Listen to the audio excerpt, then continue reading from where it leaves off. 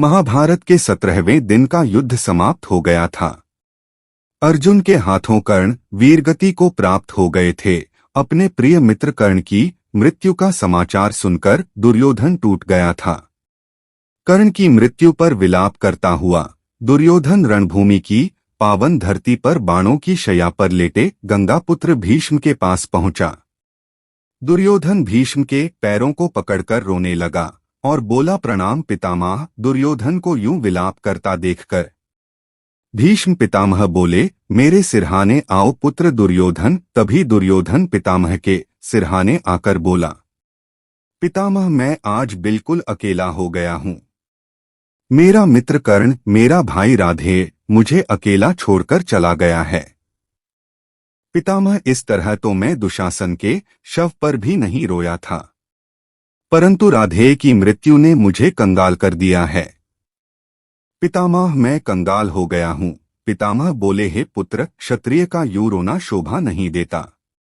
राधेय की मृत्यु तो उसके जीवन का इकलौता प्रसाद है पुत्र, और यह ना भूलो उस महान योद्धा का जीवन किसी तपस्या से कम नहीं था।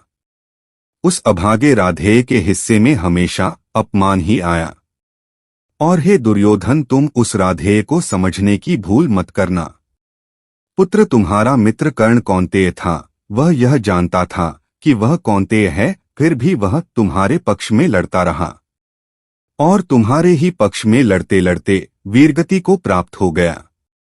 दुर्योधन आश्चर्य से बोला, तो क्या कर्ण कौन्तेय था पितामह? माता कुंती का पुत्र, उन पांडवों का भाई, और फिर भी मेरे पक्ष में युद्ध करता हुआ वीर गति को प्राप्त हो गया। आप जानते थे पितामह कि कर्ण पांडवों का ज्येष्ठ भाई है। पितामह बोले, हाँ पुत्र, तुम्हारे राधेय का संपूर्ण सत्य यही है कि वह कौन्तेय था। दुर्योधन क्रोध में बोला, आपने मुझे क्यों नहीं बताया पितामह? भीष्म बोले, विष पीकर भी जिसके मुख पर मुस्कान हो, उसका भेद खोलकर उसके बलिदान का अपमान नहीं किया जाता पुत्र। मैं कर्ण के बलिदान का अपमान कैसे करता? इसी कारण अपने रहते मैंने उसे युद्ध भूमि से दूर रखा। मैं नहीं चाहता था कि एक भाई दूसरे भाई को मारे। पितामह के मुख से कर्ण का सत्य जानकर दुर्योधन क्रोधित हो गया और वह बोला, वह कर्ण कुंती पुत्र था पितामह, जिसके सामर्थ्य के आधार पर मैंने पांडवों से शत्रुता की। वह मेरे शत्रुओं का ज्येष्ठ भाई था और उसे इस सत्य का ज्ञान भी था पितामह। यही कारण था कि कर्ण ने पांडवों में से किसी का भी वध नहीं किया था। ऐसा छल, ऐसा विश्वासघात, उस दुष्ट सूत पुत्र को मैंने सिंहासन दिया, सत्ता दी, संपत्ति दी, सम्मान का अधिकार दिया, परंतु उसने अंत में मुझसे कपट किया, मेरे पराजय की योजना बनाई। वह मेरे ही पक्ष में खड़ा होकर मुझे ही हराने की योजना बनाता रहा। पितामह, अब मुझे समझ आ रहा है कि कर्ण ने क्यों देवराज इंद्र को अपने कवच और कुंडल दान कर दिए थे। क्यों उसने निहत्थे भीम को जीवन दान दिया जबकि वह अर्जुन का वध कर सकता था। तो क्यों उसने सूर्यास्त का बहाना बनाकर उसे भी जीवन दान दे दिया था। पितामह, वह जीवन दान नहीं था, वह मेरे साथ छल था जो मेरे प्रिय मित्र कर्ण ने मेरे साथ किया था। पितामह, मैंने सदा उस पर आंख बंद करके भरोसा किया था और उसने मेरे भरोसे का वध किया पितामह, वध किया। दुर्योधन रोता हुआ आगे बोला, पर ऐसा क्यों? पितामह, इतना सब कुछ जानने के बाद भी मैं उससे घृणा नहीं कर पा रहा हूं।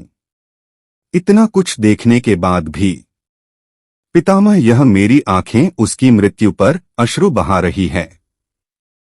ऐसा क्यों है पितामह? बोलिए पितामह, ऐसा क्यों है? भीष्म बोले, ऐसा इसलिए है पुत्र, क्योंकि छल कपट से भरे इस महाभारत के युद्ध में अगर कुछ सत्य है तो वह तुम्हारी मित्रता है पुत्र। दुर्योधन और कर्ण की मित्रता है। एक तरफ कर्ण है पुत्र, जो यह जानते हुए भी कि वह जिनसे लड़ रहा है वह उनके भाई हैं, फिर भी वह अपनी मित्रता निभाने के लिए महाभारत की इस रणभूमि में मर गया।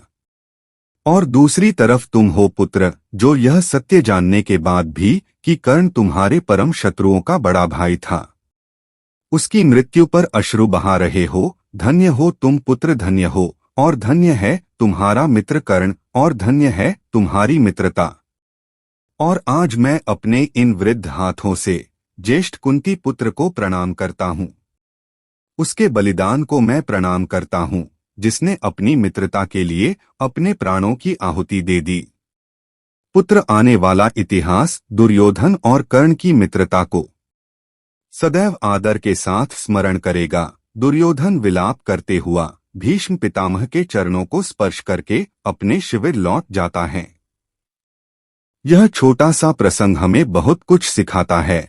यह प्रसंग हमें सिखाता है कि विपत्ति के समय जो हाथ पकड़कर साथ खड़ा रहे, वही सच्चा मित्र होता है। कुरुवंश की उस रंगशाला में जब कर्ण को सभी ने अस्वीकार कर दिया था, तो उस समय सिर्फ दुर्योधन ही वह मित्र था जो तब उसके साथ खड़ा था। जब सभी ने उसे अस्वीकार कर दिया था, तब भी वह दुर्योधन ही था जिसने कर्ण को यह जाने बिना कि वह किस समाज से है, किस कुल से है और किस जात से है, उसे स्वीकार किया था। इतना ही नहीं, कर्ण को दुर्योधन ने हमेशा अपनी बराबरी में बैठाया और उसे अंग देश का राजा भी बनाया। वही कर्ण ने भी अपनी मित्रता का फर्ज निभाते हुए दुर्योधन के लिए महाभारत की और माता कुंती के वचन के कारण उस रणभूमि में अपने प्राणों का बलिदान दे दिया। तो प्रिय मित्रों, यह थी आज की हमारी छोटी सी कहानी। वीडियो आपको कैसी लगी हमें कमेंट बॉक्स में लिखकर जरूर बताएं। वीडियो पसंद आई हो तो वीडियो को लाइक करें, वीडियो को अपने दोस्तों और परिवार में शेयर करें। चैनल पर अगर नए हैं तो चैनल को सब्सक्राइब जरूर करें। इसी के साथ प्रिय मित्रों, राधे राधे, जय श्री कृष्णा।